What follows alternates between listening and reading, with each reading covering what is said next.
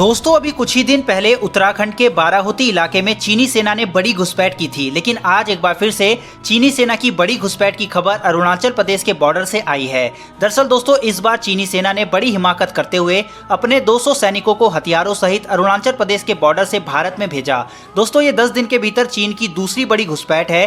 चीनी सेना लगातार रात में युद्ध की तैयारी और घुसपैठ करने की कोशिशें पिछले 1 महीने से ही कर रही है और इस बार उन्होंने अरुणाचल प्रदेश को चुना है, जहां सैकड़ों की संख्या में चीनी सैनिकों ने सीमा रेखा को पार कर घुसपैठ की है। इस बार चीनी सैनिक अपने पूरे साजो सामान के साथ और खतरनाक हथियारों के साथ एलएसी को क्रॉस किया था, लेकिन दोस्तों इस बार भारतीय सेना सही मौके पर वहां पहुंची और वहां भारतीय सीमा में घुसे करीब 200 चीनी सैनिकों को पकड़ लिया। दोस्तों पिछली बार उत्तराखंड में भारतीय सेना के आने से पहले ही डर कर भागने वाले चीनी सैनिकों को इस बार भारतीय सेना ने भागने का मौका तक नहीं दिया और एलएसी क्रॉस करते ही उन्हें धर दबोचा। चीनी सैनिकों के पास बड़ी मात्रा में विस्फोटक पदार्थ और राइफल्स मिली है। दोस्तों भारत और चीन के बीच हालात इस समय युद्ध के करीब जा पहुंचे हैं। ताइवान के बाद चीन अब भारत को उकसाने की कोशिश कर रहा है और इस समय चीन अपनी पूरी ताकत के साथ बॉर्डर के उस तरफ बैठा है।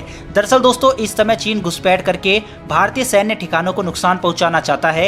यही नहीं, वो अपने ड्रोन से निगरानी कर भारतीय पोस्ट और हर जानकारी वीडियोग्राफी कर इकट्ठी कर रहा है। दोस्तों भारतीय रक्षा विभाग ने जानकारी दी है कि अरुणाचल प्रदेश के तमाम इलाकों में भारत और चीनी सेना के बीच भीषण झड़प हुई थी। यही नहीं दोस्तों, खबर यह भी निकल कर आ रही है कि भारतीय फौजियों ने चीनी सैनिकों के हथियार जब्त कर उनकी जमकर पिटाई भी की है, जिसमें चीन के कुछ सैनिक भागने में कामयाब रहे हैं। वहीं कुछ सैनिकों ने भारतीय सेना के बंकरों को भी नुकसान पहुंचाया है, लेकिन भारतीय सेना द्वारा चीनी सैनिकों के पकड़े जाने और हथियार जब्त करने के बाद बातचीत कर इस मामले को सुलझाया गया है। ऐसा माना जा रहा है कि यह सैनिक अरुणाचल प्रदेश में भारतीय बंकरों को तबाह करने के इरादे से यहाँ पर आए थे। दोस्तों मीडिया रिपोर्ट्स के मुताबिक भारतीय जवानों ने चीन के सैनिकों को अस्थायी रूप से पकड़ भी लिया था, जिसके बाद स्थानीय सैन्य कमांडर स्तर की बातचीत के बाद मामले का समाधान और चीनी सैनिकों को छोड़ दिया गया। यह घटना बुमला और यांगते दर्रे के बीच हुई। दोस्तों इस झड़प में भारतीय सेना को कोई नुकसान नहीं पहुंचा है। इस घटना में दोनों देशों के पेट्रोलिंग करने वाले दल आपस में टकराए थे। भारत के विदेश मंत्रालय के प्रवक्ता ने कल कहा कि भारत स्पष्ट कर चुका है कि चीन के एक तरफा और उकसावे वाले बर्ताव के चलते पूर्वी लद्दाख में एलएसी पर शांति गंभीर रूप से भंग हुई है।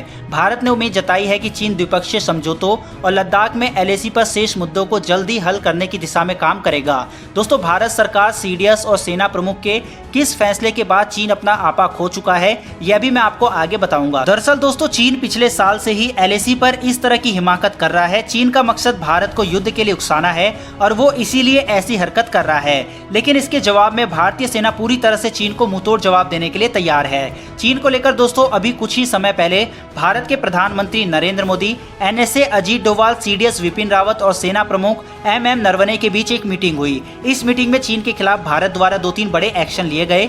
इस मीटिंग के बाद ही भारत ने K9 वज्र, M777 तोपे और भारत के अत्याधुनिक हथियारों को एलएसी पर तैनात करने का फैसला लिया था। यही नहीं दोस्तों, भारतीय सेना को भारत सरकार द्वारा अब खुली छूट दे दी गई है, जिसमें भारतीय सेना अपने हिसाब से चीन के खिलाफ कार्रवाई कर सकती है। लेकिन दोस्तों जिस फैसले से चीन बौखलाया हुआ है वो ये है कि भारतीय सेना को ऊंचाई वाले इलाकों में अपनी पोजीशन लेने का आदेश दिया गया है। वहीं इन इलाके में आर्टिलरी और तोपों को भी शिफ्ट कर दिया गया है, जिससे भारत को युद्ध के हालात में स्ट्रेटेजिकली बढ़त हासिल हो। वहीं भारत ने युद्ध की स्थिति में स्पेशल फोर्सेज और स्पेशल कमांडोज की फोर्स को भी सीमा पर तैनात किया है, जो चीन को सबसे पहले धूल चटाने के लिए तैयार हैं। उत्तराखंड में हुई घटना के बाद भारतीय सेना पूरी तरह से हाई अलर्ट पर है।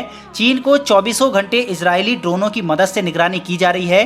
भारतीय सेना पूरी तरह से एक्टिव थी, इसीलिए अरुणाचल प्रदेश में 200 चीनी सैनिकों को दबोचा गया है। दोस्तों भारत इस विवाद को और नहीं बढ़ाना चाहता था, इसीलिए उन्हें छोड़ दिया गया। चीनी सैनिक जब तक भारत की हिरासत में थे तब तक चीन की भी सांसें अटकी हुई थी। हालांकि इसी हफ्ते भारत और चीन के कमांडर लेवल की 13th मीटिंग होनी है, जिसमें ये सभी मुद्दे उठाए जाएंगे। दोस्तों आज भारतीय जवान दिन रात सीमा पर हर भारतीयों की रक्षा के लिए तैनात हैं और ऐसे जांबाज सैनिकों के लिए कमेंट बॉक्स में जय हिंद तो बनता है। फिलहाल दोस्तों इस वीडियो में इतना ही, फिर मिलेंगे डिफेंस से जुड़ी ऐसी एक नई वीडियो के साथ। धन्यवाद, जय हिंद।